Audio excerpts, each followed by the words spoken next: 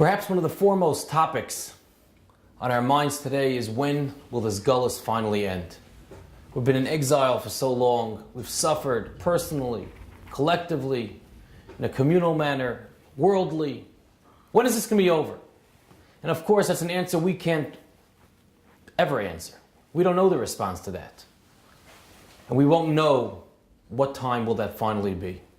However, one thing we could do, and what HaKadosh Baruch Hu obviously asks from us, is to put ourselves in the proper perspective while we go through this gullus. And there has to be a reason why HaKadosh Baruch Hu put us here, so that we could grow from, that we could learn from, and we could properly appreciate that what HaKadosh Baruch Hu does for us, even in these darkest times. And I would like to propose the following Parshat. And Nesivos Shalom explains a very interesting dialogue between HaKadosh Baruch Hu and Moshe Rabbeinu. The Slonimer says that when HaKadosh Baruch Hu turns to Moshe Rabbeinu, he says, "You're going to be the Goyal. You're going to be the Redeemer. Go out and redeem Klal Yisrael. Redeem the Jews. Take them out of the servitude." And Moshe Rabbeinu says, "No, I can't." What was going on? What was this shakavatariya? What was this give and take between Moshe and HaKadosh Baruch Hu? And he explains as follows. HaKadosh Baruch Hu told Moshe Rabbeinu, "Be the Redeemer." Moshe Rabbeinu says, "No." Look where they're holding. They're in the 49th level, the Memtes Shari Tumah. They're at the lowest. They're in the bottom of the bottom. In the mud. You expect me to redeem this? How would that possible? What am I going to work with? There's nothing there. And HaKadosh Baruch Hu says, "You don't understand, Moshe Rabbeinu. V'hasneh einenu ukol."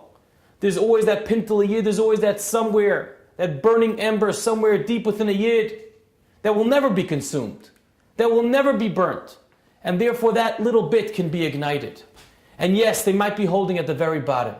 But you, Moshe Rabbeinu, if I'm telling you, you could be the goyal, there's something there you could bring out from them. That will be the schus for their ultimate geula.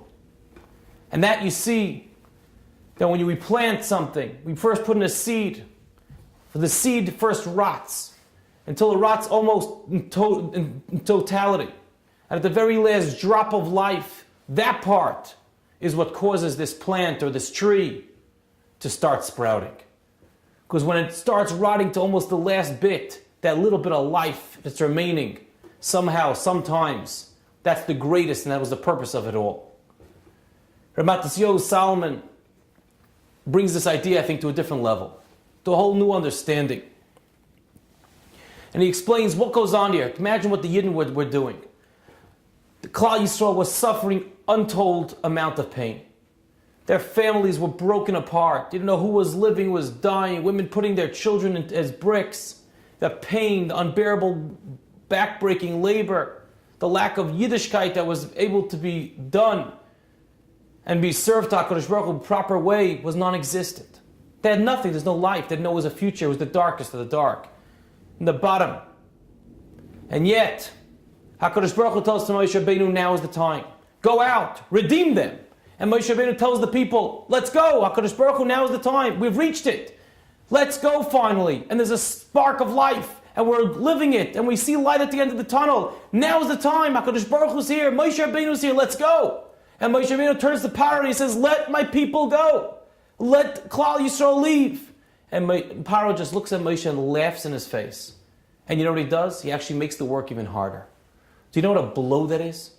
To the morale, to Klal Yisrael, whatever little brekel, whatever little drop of life that was breathed into them before is now dead. And died even harder than it did previously. In these days they had gotten used to the suffering. Now they'd risen up, and now only to fall into despair again, and a deeper despair. And Paro even makes the work even harder, to the point where they can't even do it. And now Klal Yisrael's beyond, we can't even work, we can't even cope. And then come the Sheitrim, then come the Kapos, the Yidden who were in charge of other Jews, the Jews who had to be in charge to make sure that the other ones did their quota. And there was no way in the world they could do this quota. It was impossible, it was way beyond their physical means. And instead of pointing to the Jews who didn't do as, they took the hit themselves. They told the Mitzrayim, you want to beat the Jews, you beat us. We're taking the responsibility for them. And when Klal Yisrael saw that, when HaKadosh Baruch Hu saw what Klal Yisrael was doing, when they saw what they were doing, he says, Va'ata sireh. Now is the real time. Because I squeezed you to the hardest possible. You got to the darkest point that's shayach in the world. You couldn't get any more. I raised you up a little bit. You fell into deeper despair. You got work that was harder than you could ever imagine. And yet now there comes a time, and at such a time, when it was so bleak, everyone was so forlorn, it was such despair, such yish in the world, you still stuck out your back for another Jew. You still were able to maintain some type of dignity, that there's another purpose of another human being out there, and I'm going to stand by and make sure that my fellow Jew won't be hurt. Such a person, such individuals, now is the time for the real Geula. Because if you could come during the time of the darkest of the dark and still do something right, that means you learnt from what the purpose of this Gullus was. And now we could bring the ultimate light, and that's the time of the Geula. The Kli Yakar explains that dawn, daybreak follows the darkest part of the night. So when we want to know, we don't know when Gullus will end.